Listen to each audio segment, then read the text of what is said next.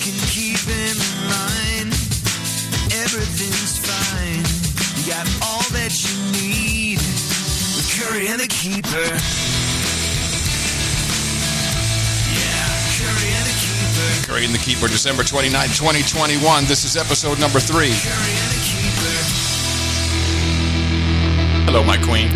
Hello, my love. What a great song. Really gets me in the mood. But first, we got to cheers. Yes. Hello. Okay, cheers.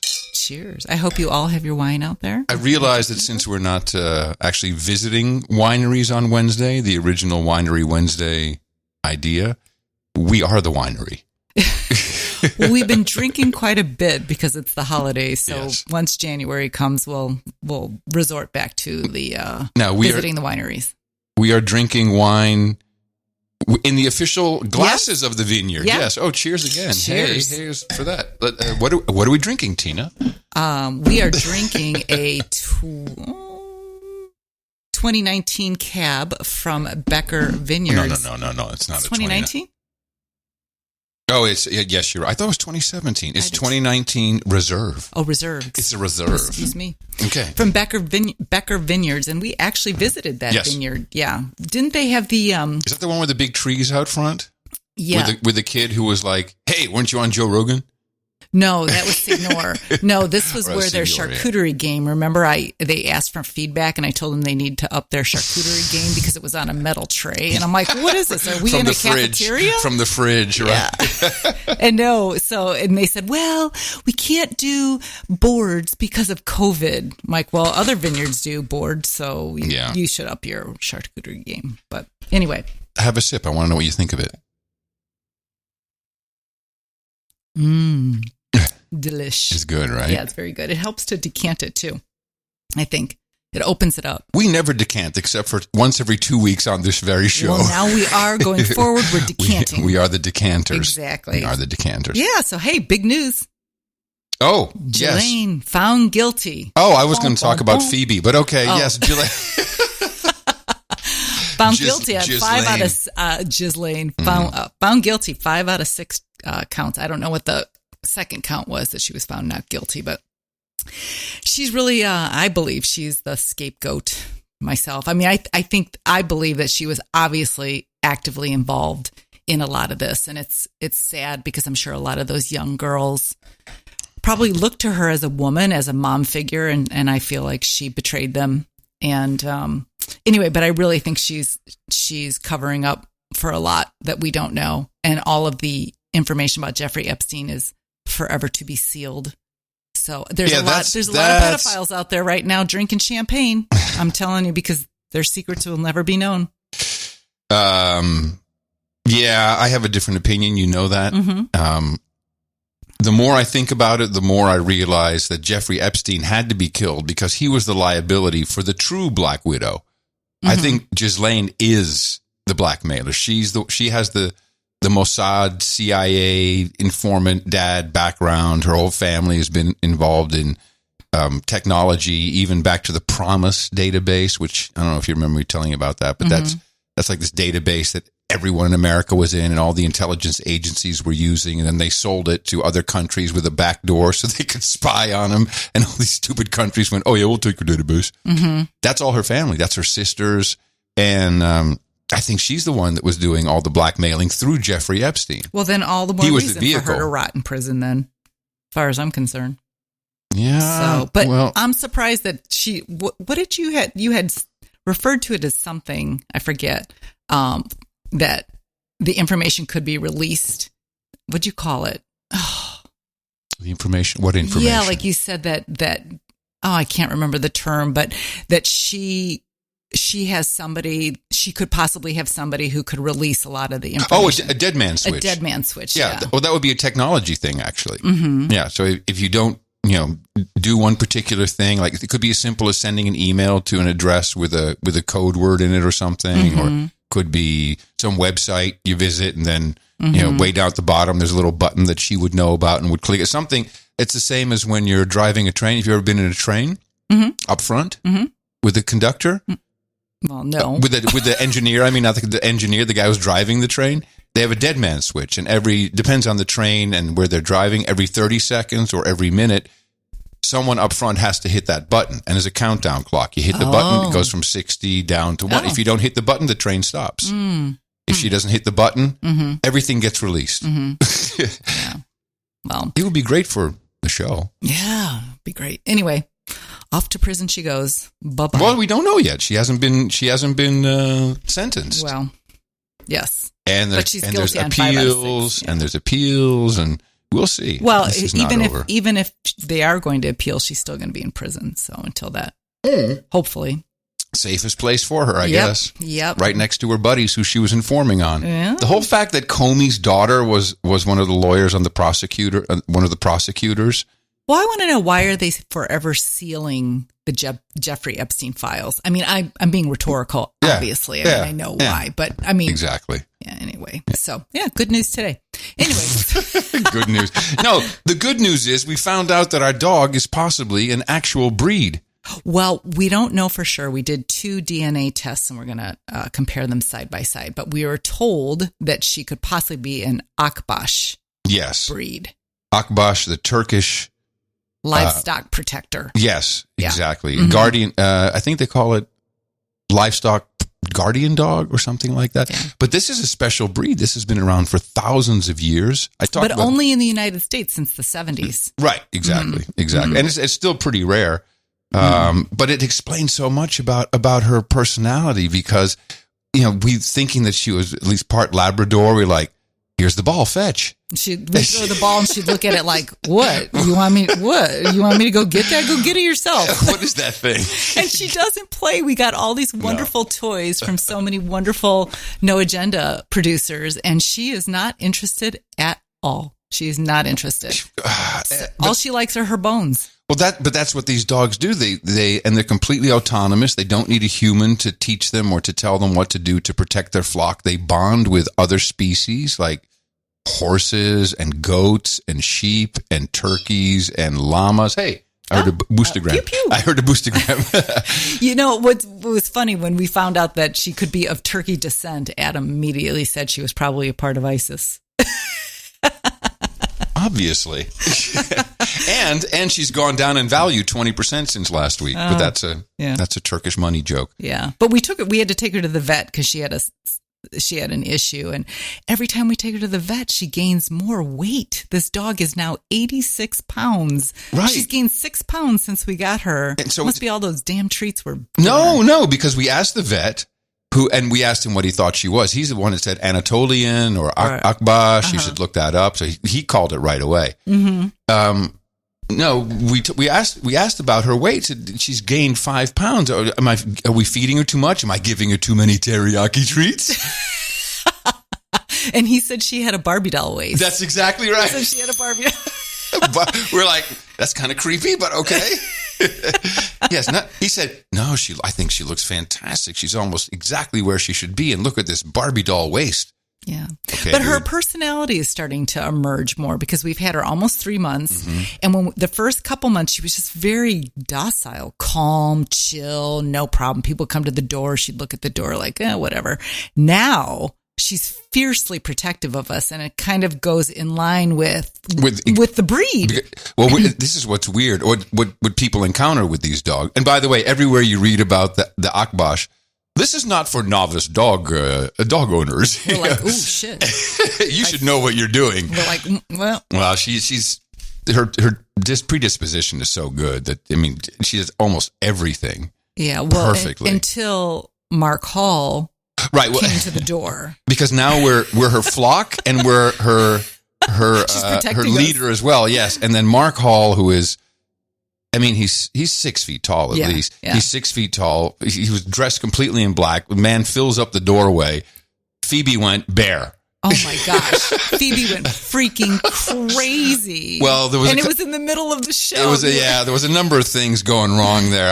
I was doing a pre-tape for Podcasting 2.0. It was supposed to end earlier than it did. And then Dave and James Cridlin, they're talking away. I'm like, come on, man. Mark Hall's coming. Can you end this? And then Dave, not only that, every time Adam does a podcast, none of the lights can be turned on in the house. None, because they're all on dimmers and they create this sort of buzz for him. So I'm actually cooking by flashlight because I can't turn on the damn kitchen light because it'll buzz in his pot. So I'm doing a slow burn in the kitchen as he's yapping away, going on 2 hours. It was taking a long time, and then every single time, Dave would be like, "So James, let me ask you about this." I'm like, "No." And and I heard it, and then she's going nuts. You were already stressed, which of course didn't help. You're cooking in the dark. Mark shows up, and these dogs their job is to protect the flock from cheetahs and bears, and they will insert themselves in front of the danger and the flock, or hopefully us. And so she was wired. You were wired. And I just said to Dave and James, I said, "Look, I'm going to mute myself. You guys finish it up, and I'll edit the end somehow. I got to help Tina. This is a fucking nightmare." And the dog's because when she comes with her voice, man, it's scary. It's booming. Her bark is booming, which I'm glad, because if anything were ever to happen to us, I truly believe we have a guard dog. We have a protection dog for sure. No, she but will not good us when friends show up at the door. So Adam, you've been so diligent in working with her. You really have been. I really enjoy this. It's his project. Into this dog and working with it. And you saw when the cleaning ladies came, she was a million times better.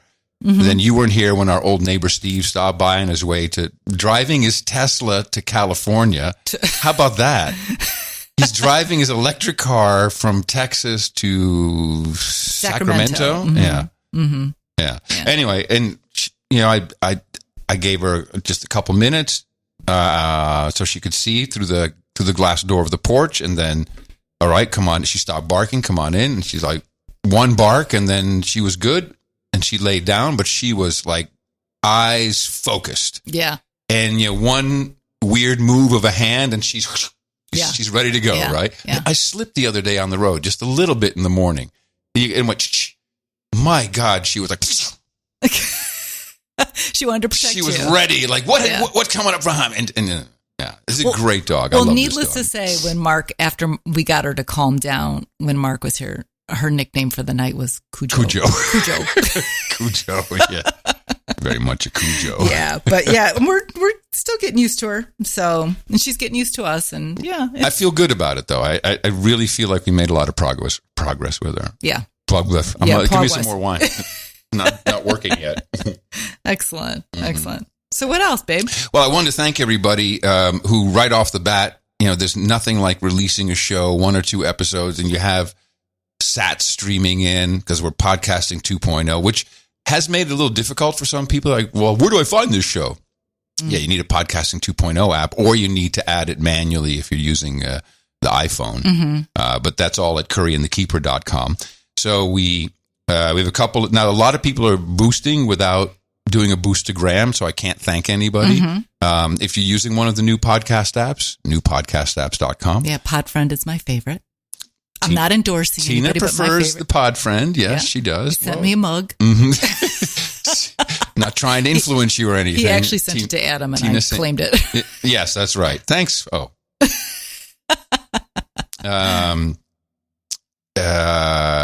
So you can support us with streaming value for value. And you can add your name to any of those apps. So if it's anonymous, then we can't thank anybody. So why don't we just do that real quick, because it was super nice to have that coming in from the Boostagrams. Let's see. Did we do Johnsbert? 4,900 Satoshis? I don't think so. She's a Keeper was his Boostagram. Brian Massey, did we do him? Don't think we did Brian Massey. I don't think so. 5,000 sats from Brian. Nice. And he says, boost. That's what I wanted. Thank you. I was going to record that. I've been waiting to record you do that. Wait, but I go, boost. I'm going to use that. That's great. Let's see. A row of ducks, 2222 from someone called Number 2. So that doesn't work. But here's the big one. Comic strip blogger, comes in with 3 boostergrams. Wow. Totaling 10,000 Satoshis. Holy smokes. So here's the first one. Greetings from Comics or Blogger to Tina and AC. And anybody interested in artificial intelligence is welcome to subscribe and listen to the podcast AI.cooking that can be found in all podcast apps and all podcast indexes. So we sent that message 3 times. But we appreciate that. That's 10,000 Satoshis. That's $5. Yeah, no, I appreciate it. Certainly do. Great. And then we added QR codes to curryandthekeeper.com on each episode. So now, if you want, you can just support us with straight up Bitcoin. We have a QR code for that. Or if you want to send a larger donation amount, that might be handier than through your podcast app. And we also have a Lightning Network QR code there. Now, here's where we got some like $70. Nice. Yes. Thank you. Now, unfortunately, people not leaving their name. Oh. So we've got someone called JH. We have someone, what about getting discussion per podcast going on stacker.news? Not quite sure what. Oh, yeah, we're working on cross app comments. This is all kind of podcasting 2.0 stuff. And someone who just said, love this show, 10,000 sats. So if you leave your name, then we can actually thank you personally. Yeah, for sure. I've received so many nice, really, really nice emails from people. And a lot of people have said that I have a good voice for podcasting. So I thought that's really cool. I was really that's very much of a nice compliment for me. And Adam and I were talking about this on today. Driving home. We had done a little shopping. Let me explain how this goes, okay? So first of all, we went to San Antonio. We've been talking about going to San Antonio for 4 weeks to actually get me a pair of jeans.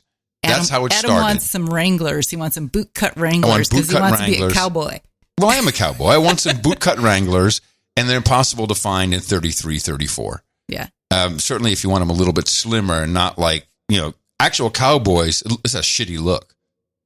Yeah. The real Wranglers is crap. Yeah. So Texas Slim had said, you got to go to Buckle, and Buckle to me, it was like a Hot Topic almost. It wasn't really a great store. And the jeans she was showing us had these pockets that were just, they might as well have been bedazzled. Hold on a second. They were awful. Again, this is not how it went. I'm like, hey, hello, lady with weird tattoos and half dressed. Could you please show me some bootcut jeans? Yeah, there's this one. Okay. And then Tina's making this face. If you ever watched Jersey Shore, it was the kind of jeans that the guys on Jersey Shore wore. It was just the design on the back pocket. It was bad. Yeah, bad. okay. I'm like, no, he cannot be standing next to me wearing those jeans. But then you'll do this. No, if you want them, try them on. I was like, I would never wear these after seeing that face. I am never, ever putting jeans like that on. It's not going to happen. Even though I live with your high water jeans, your flood pants. It's the fashion, Adam. Anyway, needless to say, we walked out of there with no jeans for Adam, which he was sadly disappointed. No, but I had a great time. Well, let's get back to we'll get back to that in a second. So as we're driving, I usually drive on these longer drives. I have the navigation on, and I turn the voice guidance off because it's just annoying. And there's another reason is that I have a beautiful voice next to me because it doesn't matter if I had a map in my hands, the GPS on, if I had someone in the back telling me how to go. Tina will say left here. All right, I'll tap the window go here. You got hello. You got to move over. It's coming up in 14 miles. Okay. I do that. I plan ahead. You do. I plan ahead. And I don't understand why you drive like that. I don't understand. Why do you move over? Why did you stay in this lane? Okay, it's so fine. But I've been trying to be good. I've been trying not to say anything. I enjoy your directions are great because I know a long time ahead of time when something's coming. And your voice is I plan ahead. Your voice is really nice. It's so much better than all those navigators. And we have to remind everybody that you have a professional voice, or at least some sap in Chicago believes to this day. Yeah. Well, in the 1990s, this was before, oh my gosh, this was before cell phones. The internet, actually. The bank that I worked for, it was early 1990s. The internet was there, but not at the bank. So we had automated banking on the phone, and I was actually the voice, and it was touch tone teller. So I recorded the whole thing. So it was press 1 for your checking account, press 2 for your savings, press 3 for your certificate of deposit. And so every time I would use the system, I heard my own voice. So I was the touch tone teller. I love that. Yeah. I wish I could still hear that. Yeah. Did you also have to say things like the approximate wait time is 60 minutes? Oh, I don't remember if you'd like a callback, press 1. But I had to record numbers 1, of 2, course. Yeah. 3, and had to keep the inflection the same. And so, how did they choose you for that? Because what were you doing at the bank? I was in the marketing department, and so I was in charge of installing the system. And you installed the system? Well, I didn't. I was in charge of managing the installation of the system. Holy crap! It's like, Adam, my email doesn't work. You installed the teller system. Okay, So that was early in the 90s when I was single and having a lot of fun in Chicago. You have a great voice. This is what I always knew was my secret weapon. It's my exit strategy, actually, just so you know. Oh, my voice? You're my exit strategy, okay. yes. Good you to and know. your voice. You and your voice Good are the exit strategy. Good to know. Yes, I wanted to give people a story about my history. So if we can go into that, when I was single in the city in Chicago. And so I had been married. I had married my high school sweetheart in the early 80s. And who actually gave you a huge gift. Yes, he did. So his last name was Savage. And so when we got a divorce, I decided to keep the last name. And when we were at the divorce court and the judge goes, "You're going to keep the name?" I'm like, "Yeah." Tina Savage, everybody, in the morning. It's a good dating name. It's my marketing strategy. It's a DJ name, baby. It's like so Tina Savage was check it out. Check it out. Hey, everybody, it's Tina Savage here on Hot 100. Woo! Hey, baby. Yeah, you could do that. Hi, it's the night bird. Hi, it's Tina Savage. It's Tina Savage. Mm-hmm. Oh, my God. It seems so long ago. But anyway, I kept the name because I thought, oh, my God. That's a sexy asset. It's good for dating. What the hell? Why not? Because you're savage. Yeah, so my name was Tina Savage in Chicago. and I had volunteered at a American Heart Association event one day. I was with a really good friend of mine, and we had name tags, and the name tag, the person had hand wrote the names, and so hi, my name is so my name was very vertical the way that she wrote it, and this guy had come up to me and he looked at my name tag and he's looking at it and he goes, "Tuna sausage." So from then on, my friends called me Tuna Sausage. So it kind of took away the whole Tina Savage sort of moniker that I was so proud of, and I became Tuna Sausage. Sausage. I'd be okay if you just change your name back to Tina Savage. No, Tina Curry. Tina Savage sounds like someone who works with fire. Fire. Yeah. We got let's see, a couple of emails here. The Real Ness Works? Yes. Mm-hmm. Now, did he send a piece of artwork for us to look at? Yes, he sent. We were thinking about this. Maybe we do it just like no agendas. Like we'll just do different art each time. Yeah, I like that idea. People will send that in. Mm-hmm. I think it's fantastic. Yeah. Email Tina@curry.com. She loves the email. Yes, send them on to me. She really I don't get enough of them. That'll change. Who was this that said, "Get that bottle of wine back into the studio"? Boost. I think that was him. Yeah, that was. I had it right here. Yeah. Yeah. Good. And he sent. Was he which image did he send? He sent. It was this one. Oh yeah, we'll use that. That's nice. For sure, for sure. And also, somebody else sent one. I have Steve Dew. He says, "As I'm driving across I-70 in Ohio, so I'm not drinking with you." Pussy. Mm-hmm. This podcast is a delight. Oh. Perfect balance to my heavy anarcho conspiracy and sports ball shows. Yeah, it is intended to provide some relief from that. I can tell I would love hanging out with you guys because I do the same thing with other people and their outfits in public. Though I'm sure I'm not as debonair as you two classy blondes. All right, Sir Fahrenheit, Steve Dew, thank you. And Martin Jostin? How do you spell it? Also Joosten. Oh, he's Dutch guy. Yes, and he Martin sent some artwork as well. So yeah. Okay, let me see it. Which one is that? This one. It's also and nice. He sent a few variations. So yeah, I think that's a great idea that we'll switch them out. Justin, while listening to the latest episode of Curry and the Keeper, my wife Megan says she also fears the development of a hump. Oh. Wait a minute. Was that? I'm the one that's worried for the hump. We talked about that. Yeah. There's specific exercises you can do to alleviate that. I just saw it. It's interesting that we talked about it because then it popped up on Instagram. Man, you have this a lot. You have a lot. What was there was something else the other day when you were... Oh, Lisa showed me a picture of a speaker that she either got or gave. I can't remember. And the damn thing popped up on my Instagram. And this was through a phone conversation. No, she sent me a picture through text message and it came through on Instagram, the same exact photo. So they're listening. They're listening. Well, it's all those apps intercommunicating. I also got a really nice email from my sister, and she wants me to read it. So which one? Tony, of course. All right, she said, what do you say, of course, Tina? What are you trying to say about Tony? So she says, "Hello, sister. First, I want to say that I couldn't stop laughing at all the jokes. Hysterical. It's great to hear your voice with Adam, in which I predicted a long time ago. Remember?" Oh, okay. So it's her idea. Yes. She goes, "Before I get into detail, I would like to say when I come to visit, which they're arriving next week, I will come bearing Adam's birthday gift, which I'm aware was almost 4 or 5 months ago, and some delicious treats for Miss Phoebe. Back to the story when we talked on the phone, when I informed you that you should do a podcast with Adam, you shut that down. You said, that's his thing. Now look at you, $17 richer and full of energy. I love the dynamic of you two, the stories, the shout out. And my manager, Sarah, enjoys the show too. Always complimenting your radio voice. Press 1 for checking. Well, she goes, I know that you're probably cringing at my grammatical errors in this email, but I'm from Gary.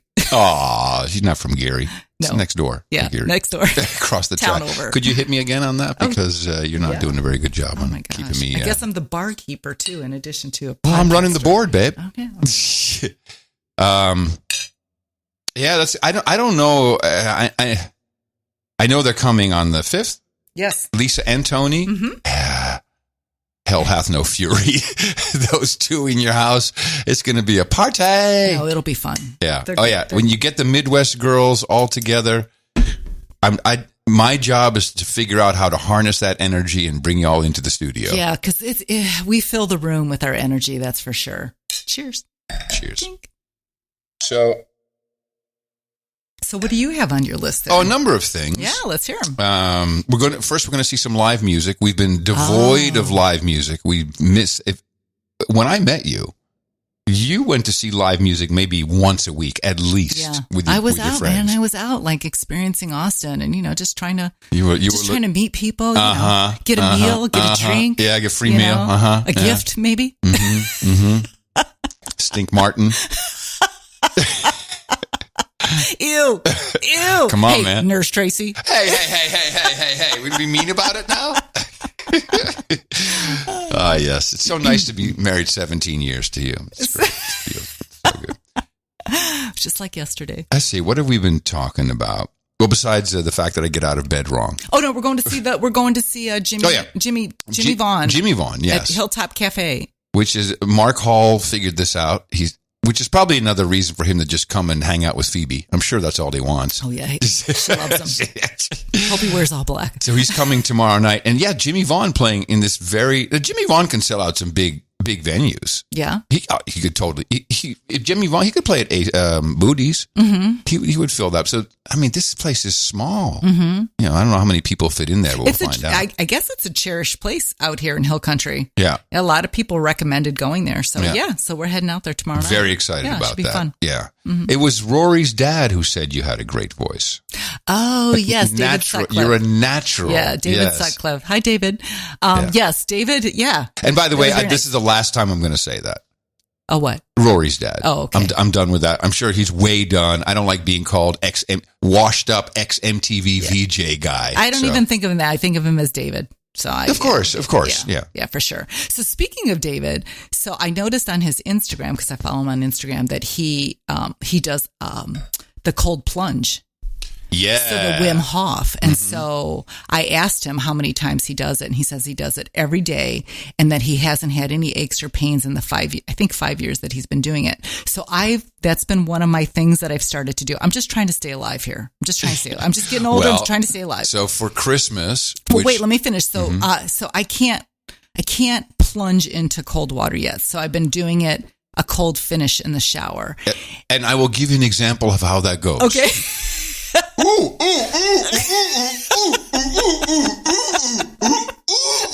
That's not my towel. That's my towel. Not exactly like that. Okay. But it's probably close. It's freaking cold. But it's invigorating though. And it's almost addictive though, because you get sort of this rush from it. Well, that's the whole point. And Wim Hof is a Dutch guy. I've watched interviews with him in Dutch. I mean, hello. Look who's joining us. Hello, baby. Oh, you know what? You know why? I was doing the ooh thing. She comes, yes, I'm okay. I'm okay, baby. I'm okay. Good girl. So he's taken E. coli. Wim Hof has? He literally injected E. coli into his veins and then went straight into a routine of in the tub, submerging. Not sick, not for a set. He says, I can completely beat that with this system. Yeah. So they injected E. coli, which would make you, projectile vomit. See, my whole intent is to use all of these natural remedies and not pile on any pharmaceuticals in my body. Well, so that's why we're really not into that. I don't want to. So so the cold plunge has been a big thing, but for Christmas, Adam bought me an infrared sauna. Which is really funny. It's like I'm a baked potato. It's a baked potato. It's an aluminum box with a little hole for Tina's head. I need to take a picture of that. Tina's head sticks out. And you can stick your arms out so you can like operate your iPhone. Yeah, it's you know what? It's like some mom took the idea of Lost in Space robot for their kids' Halloween party in the 70s.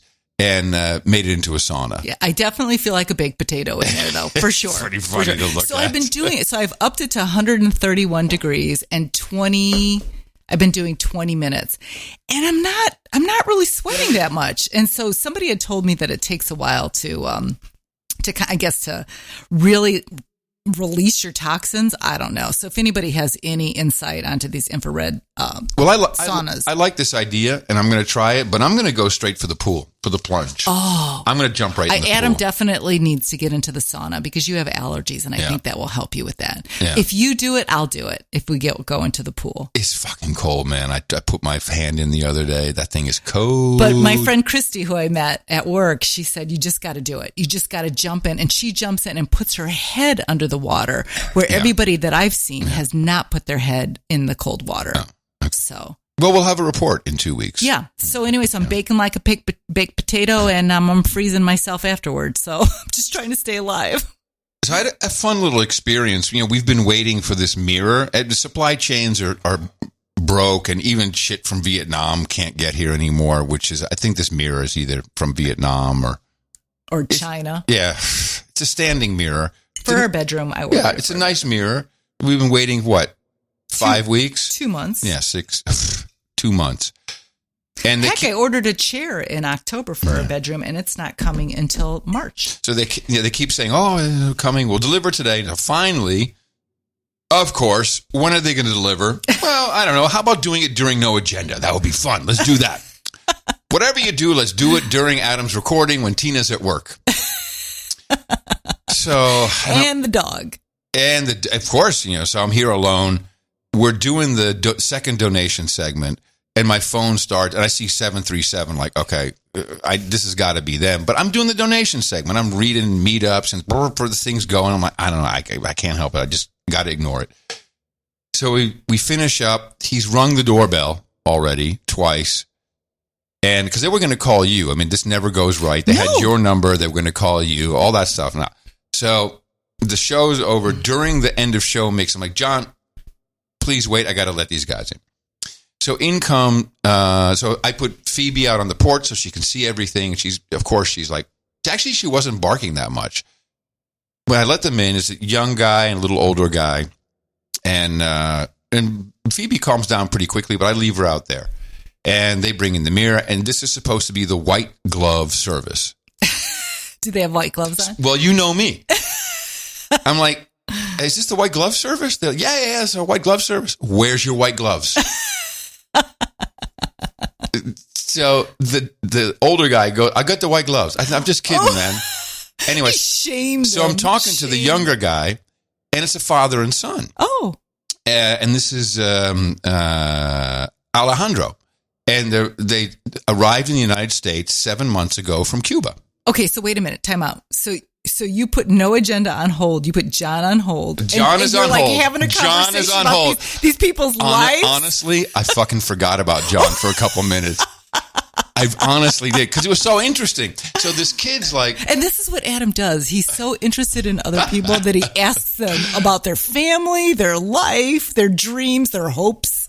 So this is his dad and the son, and 7 months ago, they moved here from Cuba. Oh. And I'm sorry, no, he's from Cuba. They moved from the Bahamas. So okay. He's from Cuba. The kid went to school in Cuba. They live in the Bahamas with all their family. But he and his son came over to America, and they're legal. They're legally here because they can't get any work in the Bahamas. Oh. Guess why? I don't know. China. Oh. China is taking over the Caribbean. They've taken over the Bahamas. And the Chinese, they always bring their own people. Really? Yeah. So if we go there, it's going to be all Chinese people that are working to the in Bahamas? the resorts and stuff? To the Bahamas? Yeah. I don't know about the resorts, but outside of the resorts, it's, So they wouldn't hire them? The jobs are filled with Chinese. Oh. That's how the Chinese do business when they come into your country. Oh. So I think his dad has 14 siblings or something. So, there's a huge family, and they're sending money back. So I'm like, this is really cool. And we're chatting away, and he, I forget how it came up. So, yeah, I'm doing a podcast. And the kid's like, you doing a podcast? Oh. Yeah, I'm doing a podcast. And I said, here, look. He looked at the studio. He's like, holy shit, you're doing a podcast? I'm like, yeah. So we're just chatting, and then they put the mirror up, leaned against the wall, and it's dirty.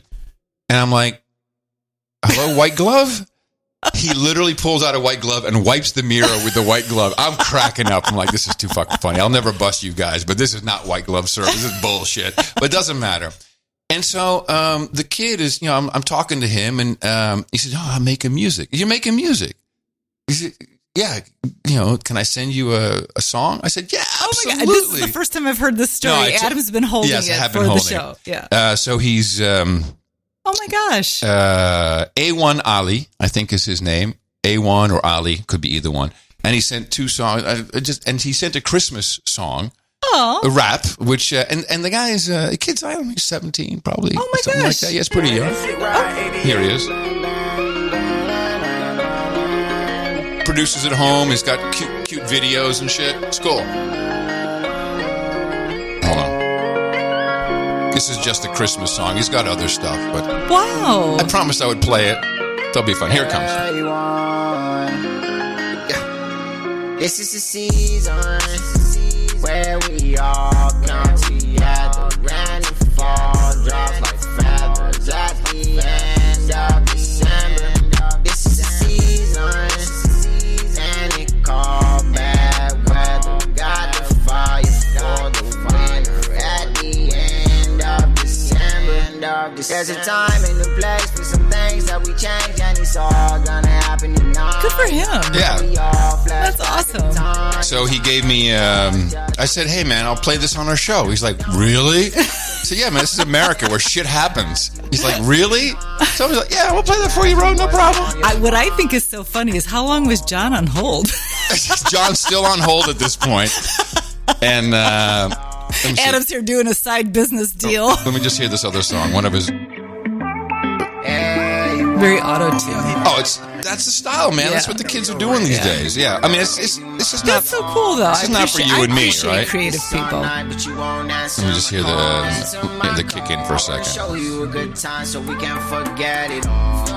I mean, this is exactly what you and I do not put on at night, but I love it. I love it. No, that was very kind. Yeah. And let me see. So I have a link in the show notes. Alejandro Mayet, AA1 Ali. Oh, very cool. Yeah. Very cool. And I gave him a tip, and they're like, no. I said, no.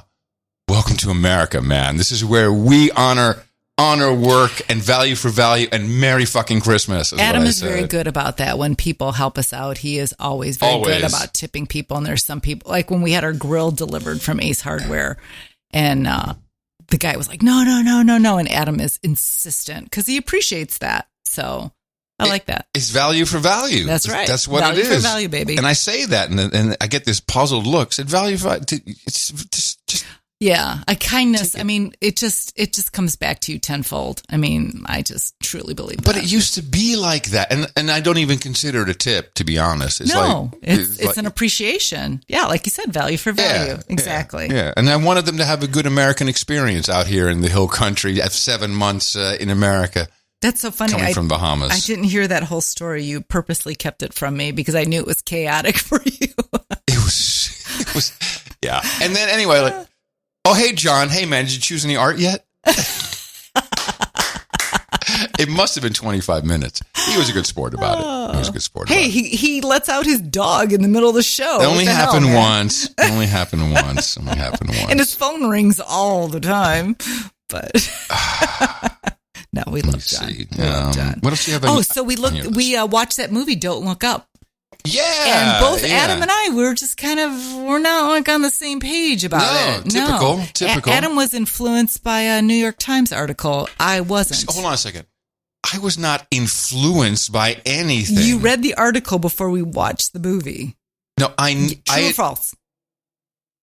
The movie had been discussed several weeks before it came out on No Agenda. I knew what the agenda of the movie was. And I am right. Tina, go. Well, I didn't know what the movie was about at all. I didn't. I had no idea. And I don't overanalyze movies. I just want to be entertained.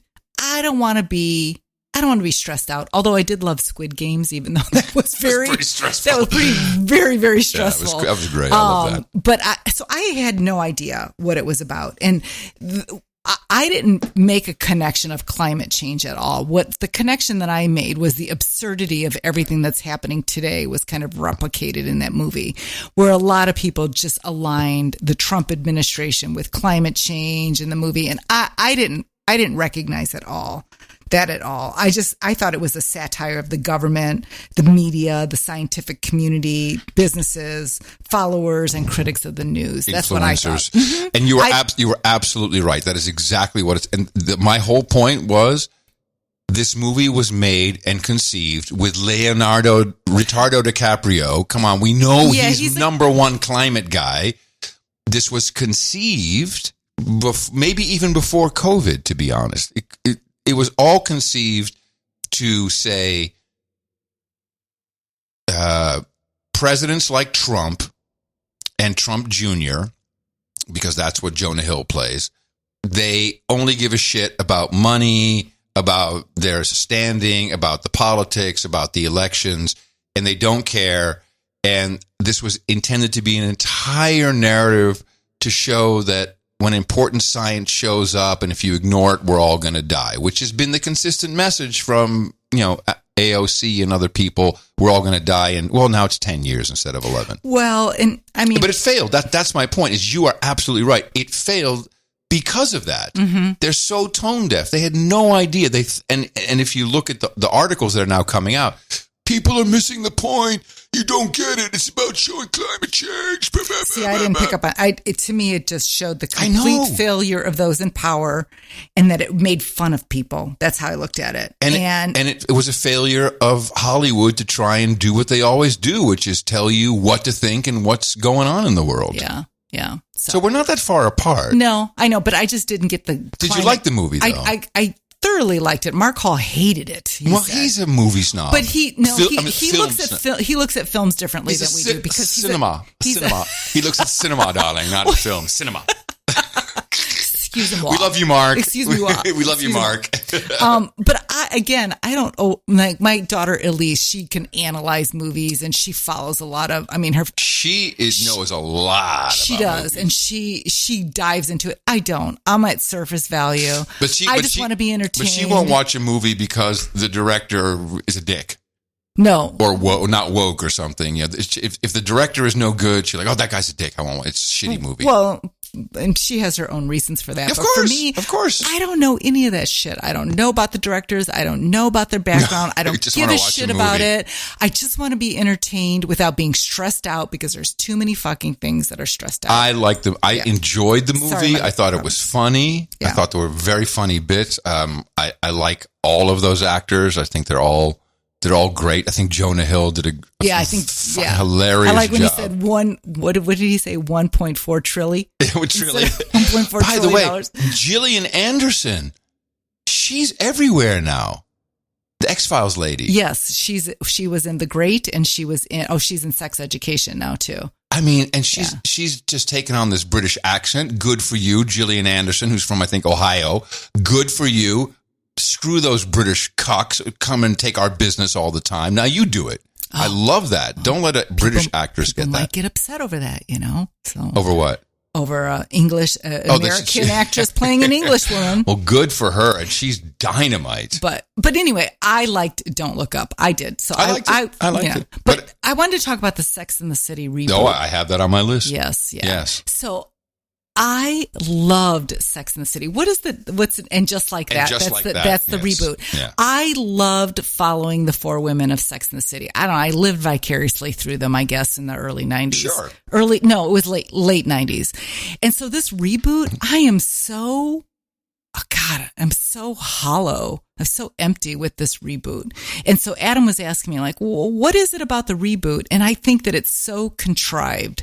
I feel like they're trying so hard. I don't know if anybody's seen it, but they put a lot of, what's going on today with the pronouns and the woke ideology and all of that. They've just put it into this reboot, and it's overkill to me. It's so contrived. And I said to Adam, because I'm hanging on to the legacy of Sex and the City, that I liked that, and it is nothing like the legacy.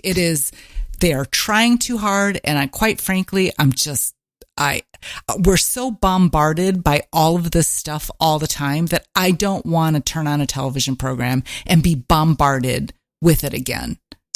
So, So I'm just. I've seen all the original Sex and the Cities, I think. Yeah, we watched them together. I've seen the first and the second movie. I've always enjoyed it to a degree. I'm a big fan of Darren Star. Darren Star is the producer. That it's not his real name. I'm sure his name is. Did he just do Emily in Paris? Yes, ma'am. Yeah, okay. I'm sure his real name is Starrenstein or something. Starstein. He's Jewish. Starstein or whatever it is. It's not Star. Darren Star is a Hollywood name. Totally. But he did Beverly Hills 90210, Melrose Place, Sex and the City, Emily in Paris. I love what he does. I'm also a fan of the fashion. That's, if anything, I've always enjoyed the fashion in all of his shows. I could never pull that off. That's my daughter Elise. She can pull that off. Like Emily in Paris, this is an American girl working in Paris, has limited budget, but she's got $5,000 outfits on every day. Different boots. Different boots every day. But see, I love that. You work at an advertising agency. How do you pay for that shit? I love looking at the fashion.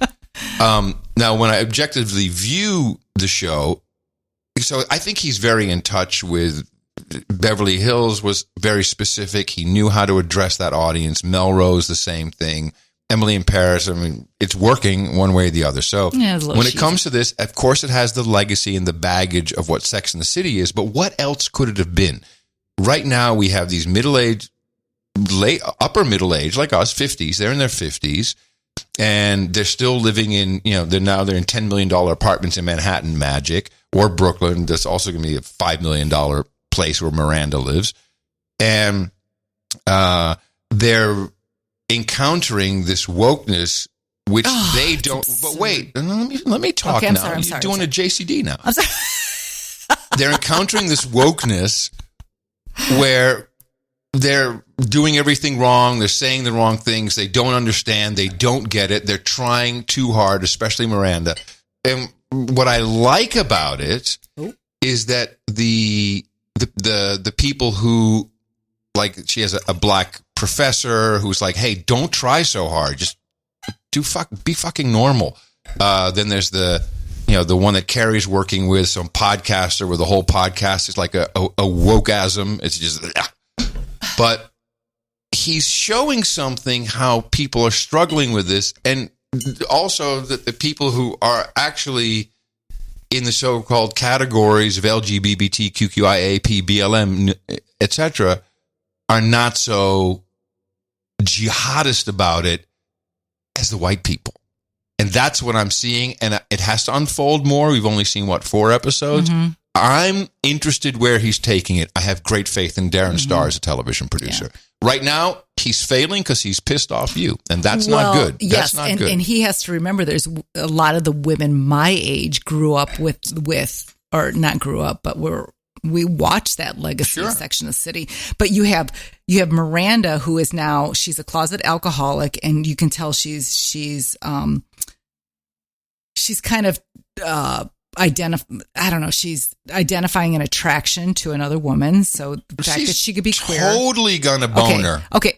Then you have Charlotte, who lives on the Upper West Side with her husband, and her daughter now doesn't feel like a girl, so you got the trans issue going on. I love it. It's fantastic. Then you have Carrie, who's in a podcast with a guy, I forget what his name is, an Asian guy, and then the other, I think she's a lesbian or she's a queer woman, but then rolls in the producer in a wheelchair, so you got the disabled in there for sure. That was pretty good. You've got this myriad of characters, and to me, it's great. And I don't have an issue with that, but it just seems like it's trying so hard and it's so contrived. And I'm just, God, I want the old Sex and the City back, where Miranda, where Miranda was with the guy, and they went and ate Dunkin' Donuts. They had the glazed donuts. That episode. Do you remember that? Yes, I do, darling. What I'm trying to connect is not everyone over 50 has the kind of sex life that you and I have, like last night. Which is why I knew this would be a great show. I told you I'd do it. You double dog dared me. I told you I'd do it. It's your own fault. I remember this shit. Those women aren't having. So, babe, Carrie's husband is dead. She's not having sex. Wait, 1 second. Who is the target audience here? Me. Not you. 50-year-old man. No, I'm the target audience. Do you think the 30-year-olds, the 25-year-olds are watching that? Fuck no, they're not watching that. Sorry about the language, but anyway, I'm passionate. What was that? Epic fail.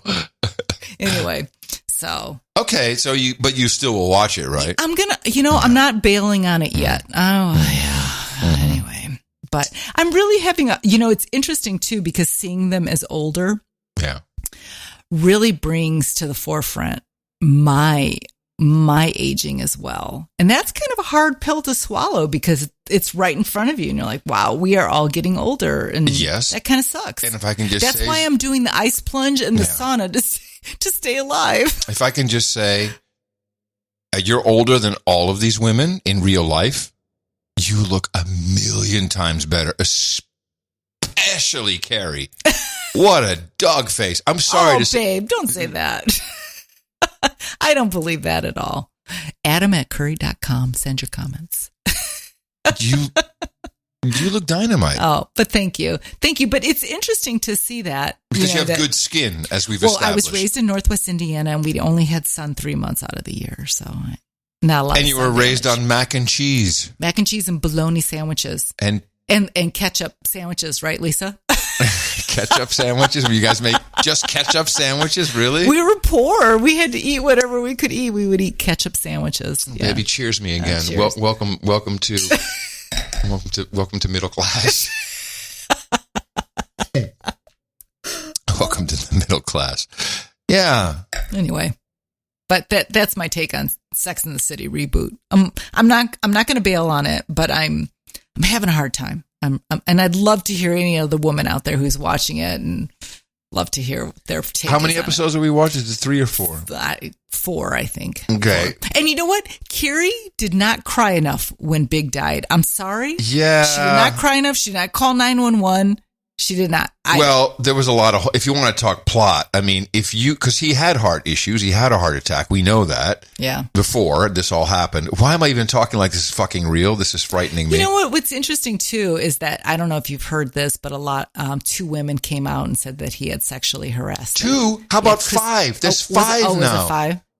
Interesting timing on all that. Interesting timing for me. There was a lot of things that happened. One is, he died on a Peloton. Peloton stock dropped 11% the next day. Then Peloton came out with him in an ad on... Didn't Ryan Reynolds? Yes. Yeah. Mm-hmm. Which is typical Ryan Reynolds. I like that guy. To do that with his vodka and then, I'm still alive. And then all of a sudden it was like Darren Star or someone said, hey, you're dead in our show. You're dead now. Boom. Me too. Me too. Me too. 4 women in one go. I just find the timing very interesting. I do. I find the timing interesting. Not interesting is fucking something's going on. Well, the Me Too moment, which I'm so happy Adam does not have a Me Too moment. I have no Me Too moments. I can tell you that. Thank you. Thank you, Patricia. Sure. Thank you, Patricia. I credit her for 100% that. 100% sure. But interesting that none of that came out when all of that was really prevalent. Yeah, Of course not. I'm just skeptical of everything. That's what the No Agenda show Guys getting taught me. screwed. Guys getting screwed. Yeah. For sure. Anyway. But yeah, that's my take on the reboot. Let's see. How's everyone else doing with Omicron and all that? Because we've had my sisters, Tiffany is locked down just like Christina in the Netherlands. Willow and Ale. And Italy, I just saw on Twitter that Italy is not allowing any of the unvaccinated to go into hotels, bars, restaurants. Oh, no, that's been a while. Buses, trains, nothing. Same with France, too. Yep. So good thing we've been to both Italy and France because we're not invited back there. Well, what's happening now is they're starting to say, geez, what's going on with this? And then, we have Omicron. We don't feel too good, but we'll be okay. And damn, man, we can't even get tested. The lines are too long. And so anyway, the booster's coming. That should help. Yeah, according to Mo, what's your number? I know somebody who has been double jabbed, had COVID once, and then got Omicron again. So, and the new evidence just came out from Alex Berenson that the vaccines are pretty much a dud. So, no. Pretty much 100%. Even Willow was like, this kind of makes me question the efficacy of the vaccine as she got COVID after being fully vaccinated. Yeah. I think it's coming to a head. I hope so. But the Omicron, people were just, what it appeared was it was just a cold. But people were freaked out. Oh my God. Yes. People we know that we love dearly were freaked out by it. And it was just a cold. Who 2 weeks ago were like, this is all good. I'm okay. Whatever. And now the fear, the shit they just throw at it. Yeah. But the propaganda game is strong. You know what we're not seeing anymore on television? We're not seeing the death count anymore. They're doing percentage of people vaccinated. They're doing that kind of stuff, but they're not doing anything else. Well, and then Biden saying that it's a state issue now. Yeah. I can't talk about our no agenda, but I think we broke Scott Adams. I think we fucking broke that guy. Oh, well, people who are not following No Agenda will not know what you're talking about. So you need to probably give a little bit of backstory. Scott Adams is a cartoonist. He does the cartoon Dilbert. I think a lot of people who listen to the show may know about him, but he does his own, I guess it's called a podcast, kind of. He used to be on Periscope, but I don't know what he's on now. He's on everything. But he does it's like a coffee talk, basically, and people come there. We have wine, he has coffee. We're a little better. Yeah, hello. Which one do you choose? Yeah, but he's been such a proponent of the vaccine, and now the vaccine is clearly not working, and he's finding it hard to admit that he was wrong. Yeah. And we called him on that, and it's just like this cascade of people just diving on this guy. Yeah. And I hope he just snaps out of it and sees it, because dude, get a clue. Yeah. And I love when he says, the data supports it, just Google it. Google it? Google it. Are you kidding me? Google censors so much information. I mean, who would ever go to Google? Yeah, Neva is my search engine. Yeah. NEEVA.com. Costs money. It's not free. You have to pay for it. Yeah, I guess you have to pay for the truth or So pay for an objective perspective. This brings me to my theory. Oh, yes. My Trump theory. Oh. So you've been following former President Trump, who's been promoting the vaccine. Yeah, he was on. I don't subscribe to Candace Owens, but I saw some clips that she interviewed him, and that he was a big advocate for people. He's not against mandates, but he is big advocate for vaccines. And she didn't really press him on it, so I was not super impressed by her interview. I wonder if I have a clip of that. Yeah, here we go. It was even worse. He was not saying vaccine. The mandates just kind of pushed. She's asking about the mandates. He pushed it aside and kept talking about the vaccines. You want to hear the clip? Yeah, sure. In terms of big pharma, which is a huge topic on the minds of mothers, especially. You're seeing what's happening at these school board meetings. Where do you stand on these vaccine mandates? And obviously, I know that you are pro-vaccine. Obviously, you did everything you could to get this vaccine out. I know where you stand on the vaccine. It was one of the greatest achievements. We did it in less than 9 months. To be able to do that. Yeah, but now it's taken a twist, right? It's gotten, now we went from, I like the Candace, don't do that. But now it's taken a twist, right? It's gotten, now we went from this is a good thing and people should have this option to military men, you're going to have to resign because you're not getting this vaccine. Which is a great question she's posed there, because she knows that Trump is huge on the military. So for the military to be forced out of their love for what they do and for country is a great way to set him up for it. Fucking ignores it. Where do you stand on that? Well, I stand on forget about the mandates, that people have to have their freedom, but at the same time, the vaccine is one of the greatest achievements of mankind. Bullshit. We would have had in 1917, remember the Spanish flu, killed perhaps 100 million people. Actually, it ended the First World War because the soldiers were so. A lot of people don't know that. The soldiers got so sick. It was a terrible thing. There were no vaccines. There was no anything. I came up with a vaccine, with 3 vaccines. All are very, very good. He came up with 3 of them in less than 9 months. It was supposed to take 5 to 12 years. And yet more people have died under COVID this year, by the way, under Joe Biden, than under you. And more people took the vaccine this year. So people are questioning how the vaccine worked, but some people aren't taking it. The ones that get... All right. That's enough of that. Okay, your thoughts, Tuna Savage. It's Tina Curry. More wine, please. I'm good at the drinking part of this show. Oh my gosh, I have so much. Where should I begin? Anywhere. Number one, I mean, he's both. Trump annoys me. He's boasting about these vaccines, which are an utter failure, and I like the way how he says he did it, which he didn't do anything. But he didn't even address. To your point, he didn't address the military issue. I don't know. It just annoys me listening to the whole thing. So my initial analysis of this was his ego is so in the way, he can't let that go, because he did start Operation Warp Speed. He did initiate all that, which was unprecedented. And that was the thing that drove me crazy about him, was that his ego always got in the way, that he was always butthurt about something, and he always made things about himself. Yes. So he did start that. He did get that going. Unfortunately, these vaccines are not effective. We're down to, they don't stop transmission. They don't prevent you from getting sick. And we're not even so sure they prevent you from getting really sick and going to the hospital. You just read me on the way home. You read me an article about the British or the American Journal of Medicine that they had said, "Hey, it looks like this thing is not keeping you out of the hospital either." Right? So initially, to me, that was like, he can't let that go. Also, it's going to be very difficult to run as an anti-vaxxer. If he said, "Oh, the vaccines are shit," then he'd be the anti-vaxxer candidate. That's going to be tough. And he's running. He's running for 2024. DeSantis will not run against him. I have this on good authority. He's running. And knowing that he's running, really for sure, this is going to... Oh, another boostergram. Let's see who that was. Yes, Korean the Keeper, 5,000 sats. Woo! Yeah, no name, of course. Just thank you. Anonymous. That's actually 2 of them. We got while we're doing this show. See, and I don't know that. I have an idea. I have mixed feelings about him running. Why do we have these 70-year-olds in government? Why?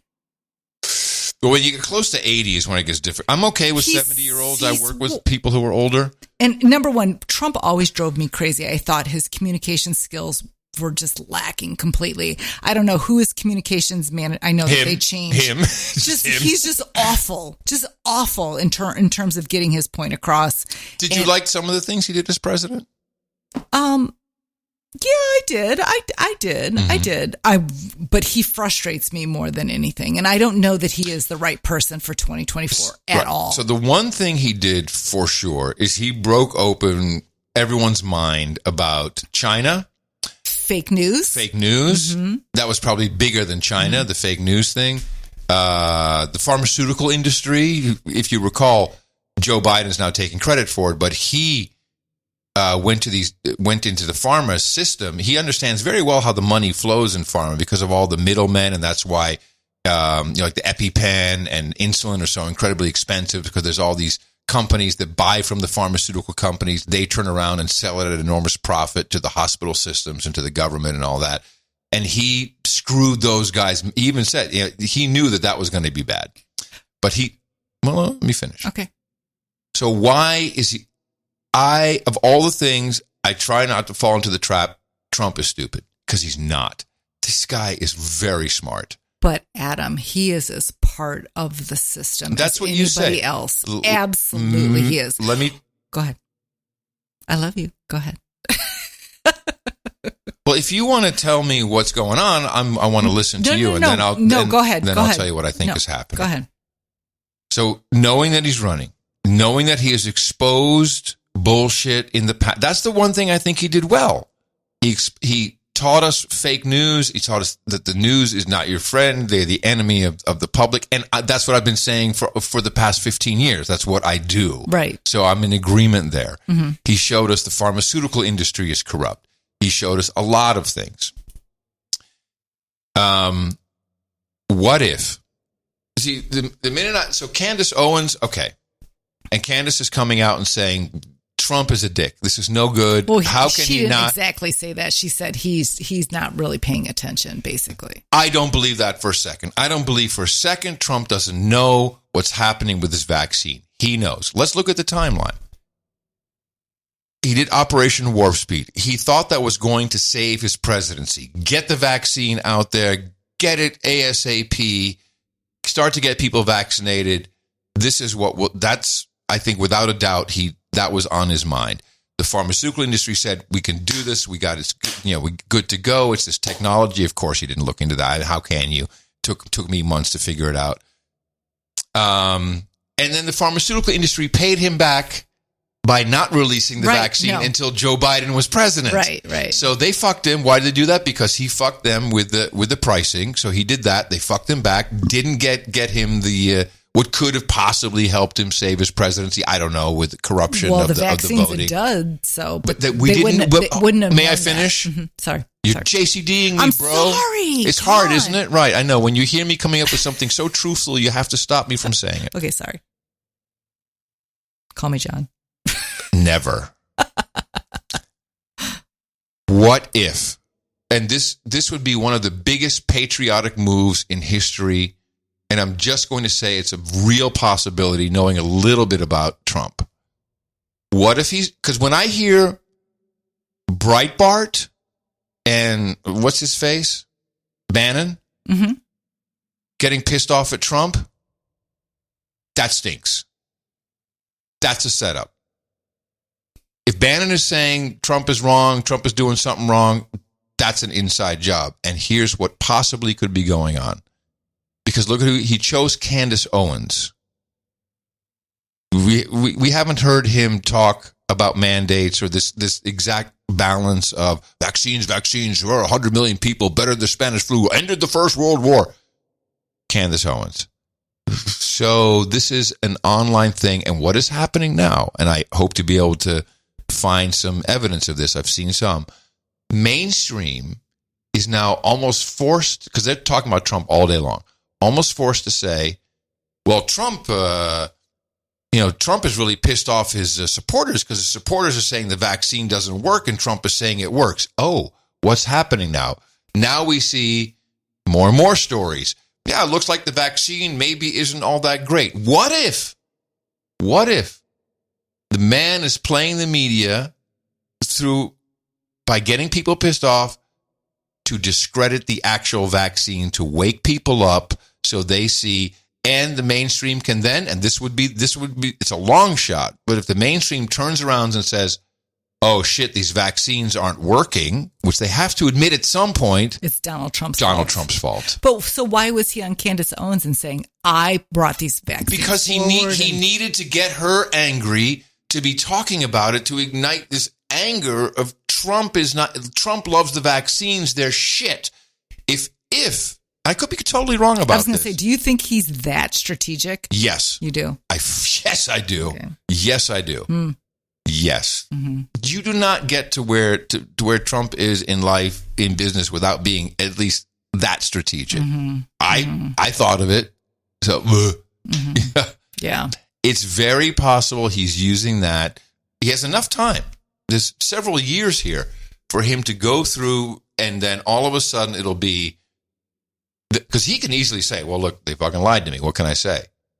But to get it out, to stop the insanity of the 4th, 5th, 6th, 7th, 8th, 9th annual, semi-annual booster, that could be what he's doing. Yeah. I would be overjoyed if it's true. It could just be me dreaming. It's interesting. It's interesting to see. And I also am not. I don't want an 80-year-old, or I don't want him to be. No, I don't either. It would be interesting to see with Biden, because Biden took credit for all of the vaccines. It'd be interesting to see if he backs away from it then, because it's obviously failed. So it'll be interesting to see how it all plays out. So, but going back to Candace Owens, I just didn't think that she asked. She didn't hold him accountable and asked him the questions and made him explain himself. And so to me, that was a little lacking. So, well, consider maybe she's in on it.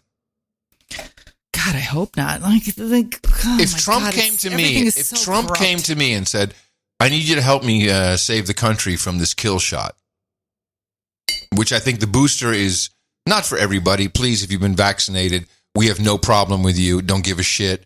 But the evidence I'm seeing is the booster is not turning out great for a lot of people, particularly if you work at the New York Times. A lot of people are just falling down. I've heard so many sad stories of people who've had such adverse reactions. Yeah. And I'm just grateful that my daughters and your sisters and my sisters who have gotten or my sister and my nephews who have gotten the vaccination have had no issues at all. But I have seen story after story, and it's frightening. Mm-hmm. It's frightening. And I won't even take Tylenol, so I will not take that shot. I will not. Well, it doesn't seem to be effective, so that's by itself. We don't need to go down that. I'm just saying, I think and it would be great because we need this. If it's a ploy, if he continues down this path with his insiders, and I totally think Breitbart and Bannon are in on. If there's something going on, they're in on it to force, basically, use the media's own hatred of him, hatred of actually America, hatred of anyone who doesn't live in a city and votes Democrat, to expose what's going on and to stop this in its tracks. It's very possible. We'll have it. If so, it'll play out in the next 6 months. That'll be pretty remarkable. So just buckle in, grab your popcorn. I don't know. Grab your ankles. You mean popcorns? Holy shit. Ooh. Well, that's bohica, is when you bend over, here it comes again. You've ever heard of that? Very British thing. Yeah. I don't know. It'll be interesting to see what's going to happen. So Richard Peterson. Who's that? Richard Peterson keeps sending me songs. Oh. That he writes. Is this the one that you played on the episode 2? Yes, he's written several more songs since the last time. And I wanted to play just a little bit of his... this is an ode to you and I, actually. It's a love story. It's a song. It's a love story. Aww. Because we have been married for almost 7 years. That's right. 17. There we go. Leather jacket love story. A leather jacket love story. Oh. Boy, he likes to bite. Found himself a keeper. That'd be me. That's right. This time he got it right. I did. That's right. Third time was right. Took him forever. Yeah. Leather jacket love story. Come on, man. There's something in there. Needs a little production, but Pod Daddy-O. Pod Daddy-O. Leather jacket love story. Are we a leather jacket love story, baby? Yes, we are. You wear your leather later. Thanks, Richard. I love your songs, man. Thank you, Richard. That's awesome. He sends like a song I said a day. it. Awesome. Adam hates that word. You awesome. say that a lot. I do, and I mean it. But you've increased saying that in the last. And are you shaming me? No, because when you say it about me, I'm in total agreement. Yeah, for sure. No. I just found it interesting. I've heard it more often. I like it. I like the word. Yeah. Are you in awe of me? Of course. Then I'm awesome. Yeah. That's good. We've been married for 17 years. Oh, please. Yeah. We have a lot of fun together. We always laugh. We always talk. Yeah, we have a lot of fun. And what's our most favorite time together? Well, what do you mean most favorite time? Yeah. I love in bed when we're in bed and then we're just talking. Yeah, and then sometimes I'll say, Adam, read something to me. Yes. Read to me. I'll give you an example. Should I give you an example of what I read to you? That's our favorite time. And I don't sleep. We have a king-size bed, and I sleep in the middle right next to Adam. I have from the day that we met. We had to get a new mattress because it was a pit. From the day that he sauced me up with 2 bottles of champagne. Oh, hello. When we were dating. You were begging for it. I tell you. I think you were left in disbelief after all that. So this is one of... I'm just going to gloss over that. So this is one of the things I read to Tina. Oh, okay, read to me, This is the Bitcoin white paper. Oh. I know a lot about Bitcoin now. A purely peer-to-peer version of electronic cash would allow online payments to be sent directly from one party to... I love reading the Bitcoin white paper to you, baby. Adam's brain is always going, and so I'll look at him and I'm like, your wheels are spinning, right? And he's like, totally. I mean, he's constantly. I can see it in real life. His brain is just spinning. So at night, he's like, I got to read something super boring to get myself to sleep. So I'm like, well, will you read it to me so that I can go to sleep? And that's what he reads me, the Bitcoin white paper. I would say it's boring, but it's definitely not something that keeps you awake after I've read it so many times. And then he'll read Linux stuff. Like, what? He's reading code. How sexy is that, ladies? Well, I will say I did my year-end emails to top producers, and because of... No, I love you because you hound me. You start in October. You should really send a personal email to everybody. No Agenda would not be where it is. Podcasting 2.0 would not be. MoFax would not be where it is without the support of the people that we would not love be. You. We would not be without the support. Yeah, for sure. And so I'm like, because I am a fundraiser, I'm a communicator. I said to him, "You have to thank these people. You have to. It is important that you acknowledge that." Well, it's not that I don't thank them, but sending a year-end email to, I think I sent 200 emails. It was really nice. Yes, and I'm so proud of you because I would have hounded you till the cows came home. And I did that with technology. Yeah, you did. He was like, I'm writing a script so that I can mail merge this. I'm like, you're writing a script? Like, what a nerd you are.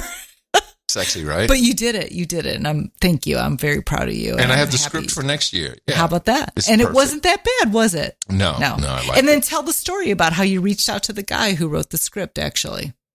Oh, yeah. So I have like 200 emails I want to send. And I want to send, obviously 200 emails, everyone personalized. It only works if you do some templating. So I was able to, Eric got me all the email addresses I wanted and the first and last names. And then I was able to do in a spreadsheet, just type in a personal message next to each name, and then it went off. And now, what was your question again? When I'm just talking about how cool a script is. The guy who wrote the code. Right. So I needed to find this thing that would work with my email program, and this is on GitHub, of course, and some open source code. And then I used it and it worked perfectly. And I left a comment, which everyone should do if you use some open source code from someone. Thank the guy or gal. I said, hey, thank you. This really saved me a lot of time. I'd like to send you, like a PayPal or a Bitcoin or just somewhere where I can send it. Just buy a coffee, just something, because I really appreciate it. And he came back and he said, oh my God, thank you so much for letting me know.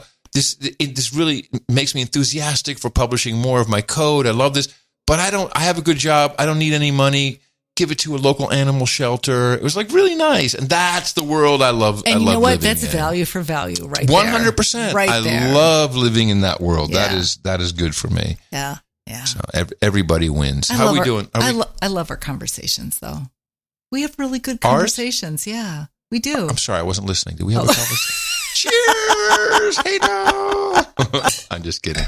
Baby, you're the only person I talk to except for my work wife. Oh, John C. Dvorak. Yeah. Yeah. Exactly. Oh, you have anything else? I think I've covered all my. Anything? Tina's timeline. We got. There's a couple things we can shift to the next time. For sure, we'd love for you to support us. This is the exit strategy. There's no other exit strategy. Oh yeah, this is the exit strategy of No Agenda. That's right. Sorry, John. This is the exit strategy. But we would appreciate support, and you can go to curryandthekeeper.com. You know what? Most importantly, please send us your questions. I want to know what you want to know. Yeah. So, and hey, we're an open book. I mean, almost an open book. Right. People who ask questions through Boostagrams get preference. Okay, and you can email me at tina@curry.com. Yeah, no preference. I will definitely answer your questions. So. No, don't answer anything on email. Answer on the show. No, on the show. And for sure on the show. So, yeah. Anything else? Hey, great show, baby. Great show again. Of course it's a great show. Text your sister. Tell her it'll be up in like 10 minutes. I know she's jonesing. I will. She asked me, when's the show coming up? All right. Remember us, curryandthekeeper.com. You can support us with Bitcoin, with Lightning, or more importantly, go to newpodcastapps.com. Grab yourself a modern podcast app and boost. We'll see you in 2 weeks, everybody. Thanks for being here for Curry and the Keeper. Bye-bye.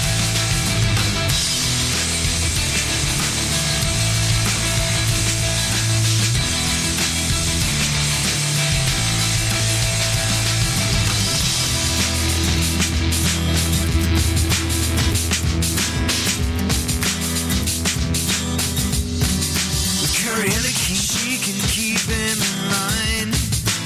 Everything's fine. You got all that you need with Curry and the Keeper.